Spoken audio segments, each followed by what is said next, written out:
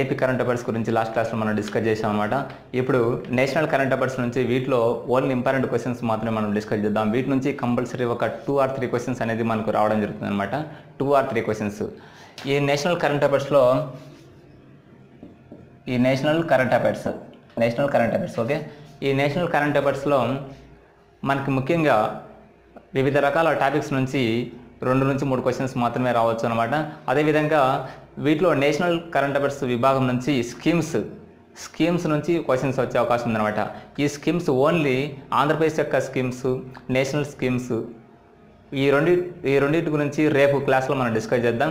అదేవిధంగా పేపర్ 2 మొత్తం all topics అనేది మనము రేపే కవర్ చేద్దాం అనమాట. ఏదన్నా రిమైనింగ్ మిగిలితే మన్నాడు కూడా లాస్ట్ మధ్యాహ్నంలో కవర్ చేద్దాం అనమాట. ఓకే, ఇప్పుడు ముఖ్యంగా ఈ నేషనల్ కరెంట్ అఫైర్స్లో కొన్నింటిని మనం డిస్కస్ చేద్దాం. ఇంపార్టెంట్ అనమాట, చాలా ఇంపార్టెంట్. వీటిలో పిఎం ఆశా స్కీమ్ అనమాట. పిఎం ఆశా అనేది ఆశ అనేది దీన్ని సంక్షిప్తీకరిస్తే కనుక వీటిని వచ్చేసి పిఎం అన్నదాత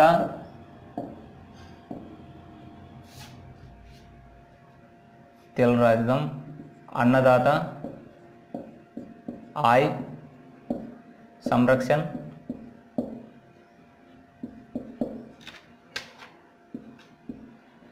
అభియాన్. ఓకే, పిఎం ఆశ అంటే పిఎం ప్రధానమంత్రి అన్నదాత ఆయ్ సంరక్షణ్ అభియాన్ అనేది మనం గమనించాల్సి ఉంటుంది అనమాట. పిఎం ఆశ అంటే కనుక ఓకే. అదేవిధంగా ఇది పిఎం ఆశా పథకం దేనికోసం? ప్రధానమంత్రి ఆశా పథకము నూనె గింజల రైతులకి కనీస మద్దతు ధర కల్పించడం కోసం. నూనె గింజల రైతులకు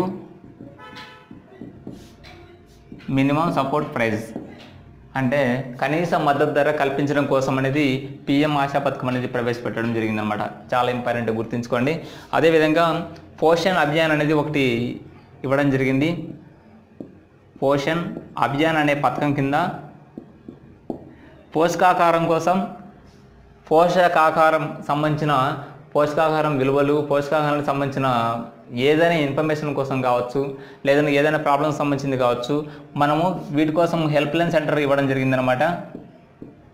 ఈ హెల్ప్ లైన్ సెంటర్ ఏదంటే కనుక 14408 మనం గమనించాలి కంపల్సరీ.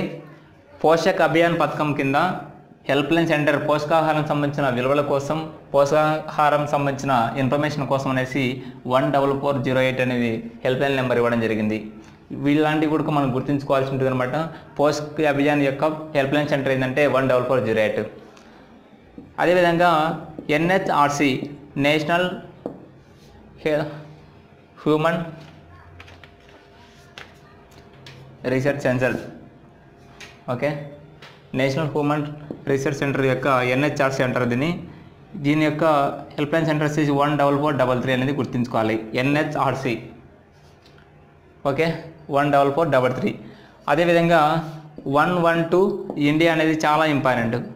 112 ఇండియా యాప్ అనేది ఒక యాప్ ప్రవేశపెట్టడం జరిగింది. ఇది 112 ఇండియా అనేది మహిళల భద్రత కోసం ప్రవేశపెట్టినది అనమాట.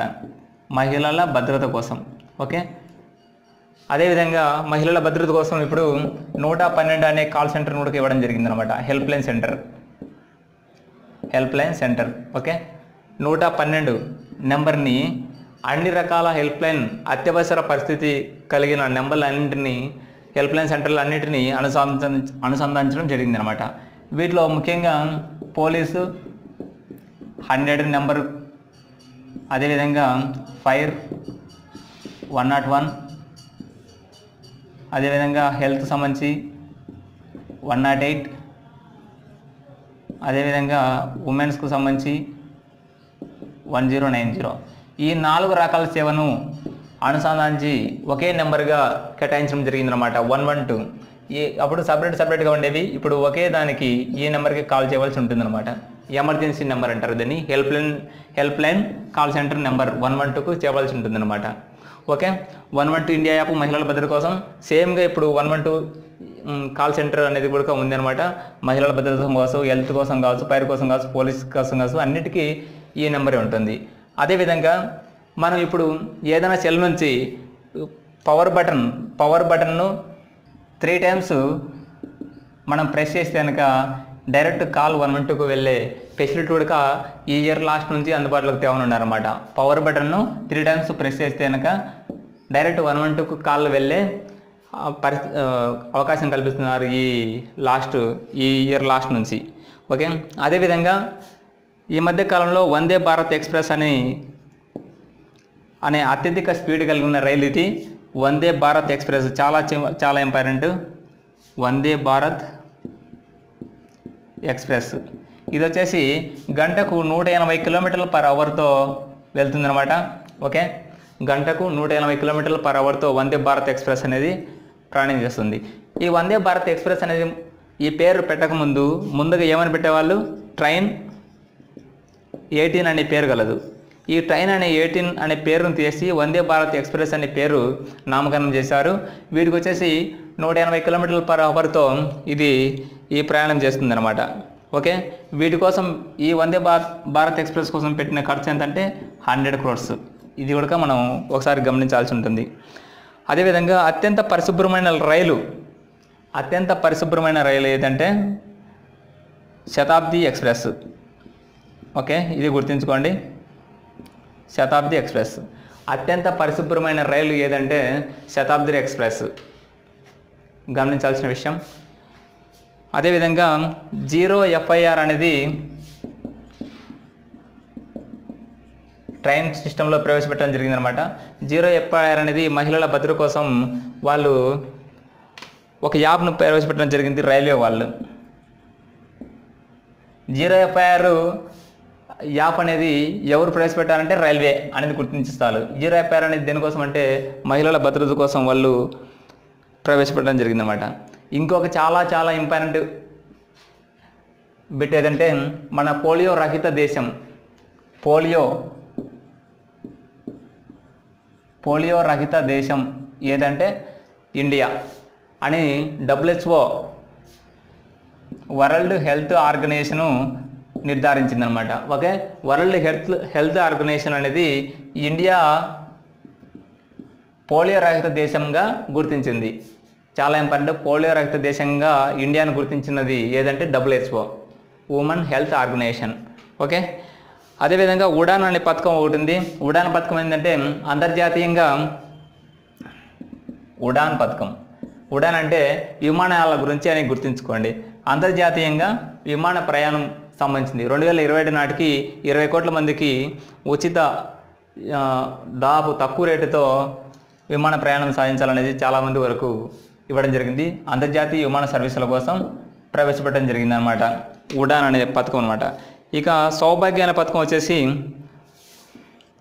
సౌభాగ్య అంటే 100% గ్రామాల్లో కావచ్చు, పట్టణాలు కావచ్చు, 100% విద్యుత్తు సౌకర్యం కల్పించడం. ఒక రాష్ట్రము, ఏ రాష్ట్రం అయితే 100% విద్యుత్ సౌకర్యం కల్పిస్తుందో వారికి కేంద్ర ప్రభుత్వం ఒక బహుమతులుగా ప్రకటించడం జరిగింది. కానీ ఆంధ్రప్రదేశ్కు ఇలాంటికి 99% వరకు విద్యుత్తు వినియోగం ఉంది కాబట్టి వీటికి మినహాయింపు ఇచ్చింది అనమాట. సౌభాగ్య పథకం ముఖ్యంగా ఏ రాష్ట్రం అయితే 100% విద్యుత్తు ఉత్పత్తి చేయగలదో అన్ని గ్రామాలకి, ప్రతి ఇంటికి విద్యుత్ సౌకర్యం కల్పిస్తానుక వాటిని సౌభాగ్య పథకం కింద చేర్చారనమాట. ఓకే, ఇది ఇంకోటి చాలా ఇంపార్టెంట్. అంతర్జాతీయ చిరుధాన్యాల దినోత్సవం ఎప్పుడు? అంతర్జాతీయ చిరుధాన్యాల దినోత్సవం 2023 సంవత్సరం. 2023 సంవత్సరాన్ని అంతర్జాతీయ చిరుధాన్యాలు అని గుర్తుంచుకోండి చాలు. చిరుధాన్యాలు 2023 సంవత్సరం. ఓకే, ఇది వీటిలో వచ్చిన ఇంపార్టెంట్ అనమాట. ఇక PM శ్రమయోగి మాన్ధన్ అనే ఒక పథకం ఉంది. వీటి గురించి మనం బ్రీఫ్గా చెప్పాలి. ప్రధానమంత్రి శ్రమయోగి మాన్ధన్. శ్రమయోగి అంటే గుర్తుంచుకోండి చాలు. శ్రమయోగి అంటే అసంఘటిత కార్మికుల కోసం ప్రవేశపెట్టినది ఇది పథకం, పింఛన్ కోసం అనమాట. వీరి నుంచి కొంత ప్రీమియం తీసుకొని 60 సంవత్సరాలు పైబడిన తర్వాత వారికి 3,000 రూపాయల వరకు పింఛన్ ఇవ్వడం జరుగుతుందన్నమాట. ఓకే, 3,000 రూపాయలు పింఛన్ ఇవ్వడం జరుగుతుంది. వీరికి 29 సంవత్సరాల వయసులో 55 రూపాయలు కట్టవలసి ఉంటుంది. ఓకే, ఇలా వాళ్ళకి ఒక ప్రీమియం అనేది ఇంత ప్రీమియం తీసుకొని 60 సంవత్సరాలు వాళ్ళకి వస్తానే 3,000 రూపాయలు పింఛన్ అనేది ఇవ్వడం జరుగుతుంది అనమాట, పిఎం శ్రమయోగి మాన్ధన్ ద్వారా. ఇది ఎవరికి వర్తిస్తుంది? అసంఘటిత కార్మికులు అంటే వ్యవసాయ కార్మికులు కావచ్చు, ఏదైనా చిరు ఉద్యోగులు కావచ్చు, తోపుడు బండ్లు వాళ్ళు కావచ్చు. వాళ్ళకి ఆదాయం వచ్చేసి మంత్లీ 15,000 లోపల ఉండాలన్నమాట. మంత్లీ, ఇయర్లీ కాదు, మంత్లీ 15,000 లోపు ఎవరికైతే తక్కువ సాలరీ వస్తుందో 10,000 లోపు వాళ్ళు కొంత ప్రీమియం వరకు వాళ్ళు చెల్లిస్తే అసంఘటిత కార్మికులు 60 సంవత్సరాలు దాటిన తర్వాత 3,000 రూపాయలు పింఛన్ తీసుకునే అవకాశం అయితే వాళ్ళకు కలిగి ఉంటారనమాట. ఓకే, ఇది ఒక అండర్స్టాండింగ్ బిట్స్ అనమాట, ఇంపార్టెంట్ బిట్స్. వీటిలో మనకు ముఖ్యంగా పిఎం ఆశా పథకము, నూనె గింజల రైతులకు మినిమం సపోర్ట్ ప్రైజ్ ఇది వచ్చేదానికనమాట 112 అనేది. అదేవిధంగా పోలియో రహిత దేశం WHO ఇండియా అని గుర్తించిందనమాట. ఉడాన్ అనేది అంతర్జాతీయ విమానాశ్రయం కోసము. శ్రమయోగి మాన్ధన్ వచ్చేసి 60 years తర్వాత 3,000 పింఛన్, 15,000 లోపు ఇన్కమ్ ఉన్న వాళ్ళకి. ట్రైన్ 18 అంటే వందే భారత్ ఎక్స్ప్రెస్ వచ్చేసి అత్యధిక స్పీడ్ కలిగినది. సౌభాగ్య వచ్చేసి 100% విద్యుదీకరణ కోసము. అంతర్జాతీయ చిరుధాన్యాల దినోత్సవం వచ్చేసి 2023 అని చెప్పడం జరిగింది అనమాట. ఇది బ్రీఫ్గా చెప్పాలంటే నేషనల్ కరెంట్ అఫైర్స్. ఇంతకు మించి అయితే మనం ప్రిపేర్ కావాల్సిన అవసరం అయితే ఉండదన్నమాట. ఇక స్కీమ్స్ సంబంధించినది నేషనల్ కరెంట్ అఫైర్స్లో నెక్స్ట్ క్లాస్లో మనం కంపల్సరీ డిస్కస్ చేద్దాం. దాదాపు tomorrow is lost. Tomorrow almost 80 to 90% వరకు ఆల్ కవర్ చేసి ఆల్ చెప్పేస్తాం అనమాట. అంటే only important topics, important bits only ఎగ్జామ్స్కి వచ్చేవి మాత్రమే. రేపు ఉండే క్లాసుల నుంచే ఆల్మోస్ట్ నాకు తెలిసినంత వరకు క్వాలిఫై అయ్యే విధంగా, క్వాలిఫైకి సరిపోయే విధంగా మార్క్స్ అయితే వస్తాయని నేను అనుకుంటున్నాను. ఆ విధంగా రేపు క్లాసులు మాత్రం చూడండి చాలు.